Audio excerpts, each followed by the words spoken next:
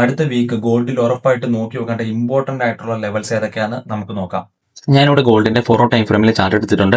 കഴിഞ്ഞ വീക്കിൽ നമ്മൾ പറഞ്ഞിട്ടുണ്ടായിരുന്ന ഒരു മേജർ ആയിട്ടുള്ള ഒരു ഏരിയ ആയിരുന്നു ഇതൊരു നല്ലൊരു റെസിസ്റ്റൻസ് ഏരിയ ആയിരുന്നു. അതിന്റെ കറന്റ് പ്രൈസ് ഇപ്പോൾ ഇതൊരു ബ്രേക്ക് ചെയ്തിട്ടുണ്ട്. ഇനി അത് നല്ലൊരു സപ്പോർട്ട് ഏരിയ ആയിട്ട് ആക്ട് ചെയ്യും.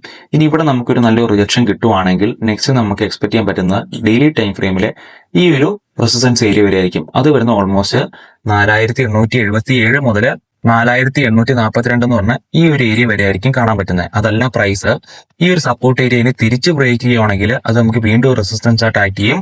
ആ ഒരു ഏരിയ നമുക്ക് വരുന്നത് 4689 മുതൽ 4660 വരെയാണ്. ആൻഡ് ഇവിടുന്ന് പ്രൈസ് ഡൗൺ ആവുകയാണെങ്കിൽ ഞാൻ എക്സ്പെക്ട് ചെയ്യുന്ന ഒരു ഏരിയ എന്ന് പറഞ്ഞാൽ നമ്മുടെ നെക്സ്റ്റ് സപ്പോർട്ട് ആയിട്ടുള്ള ഈ ഒരു ഏരിയ ആണ്. അത് വരുന്നത് 4519 മുതൽ 4499 എന്ന് പറഞ്ഞ ഈ ഒരു ഏരിയ വരെ ആയിരിക്കും. നെക്സ്റ്റ് വീക്കിൽ ഞാൻ എങ്ങനെയാണ് ട്രേഡ് പ്ലാൻ ചെയ്യണമെന്ന് ഞാൻ സിമ്പിൾ ആയിട്ടൊന്ന് പറഞ്ഞുതരാം. ഞാനിവിടെ ഒരു 15 മിനിറ്റ് ടൈം ഫ്രെയിം നോക്കിയപ്പോഴത്തേക്കും പ്രൈസ് ഇവിടെ നല്ല രീതിയിൽ കൺസോൾട്ടേഷനിലാണ് പ്രൈസ് മൂവ് ചെയ്യുന്നത്. അപ്പോൾ ഈ കൺസോൾട്ടേഷന്റെ ഏതെങ്കിലും ഒരു സൈഡിലോട്ട് ഒരു നല്ലൊരു മൊമെന്റം കിട്ടിക്കഴിഞ്ഞാലാണ് ഇനി ഞാൻ നെക്സ്റ്റ് ഒരു നല്ലൊരു ട്രേഡ് ചെയ്യാൻ പ്ലാൻ ചെയ്യുള്ളൂ. കാരണം ഇവിടെ നമുക്ക് ലോസ് ഉണ്ടാവാനുള്ള ചാൻസ് കൂടുതലാണ്. അപ്പോൾ ഇതാണ് ഈ നെക്സ്റ്റ് വീക്കിലോട്ട് പ്ലാൻ ചെയ്തേക്കുന്ന ട്രേഡിന്റെ ഐഡിയാസും അതുപോലെ മേജർ ആയിട്ടുള്ള ലെവൽസും. ഇതൊന്ന് നോക്കി വെച്ചേരെ.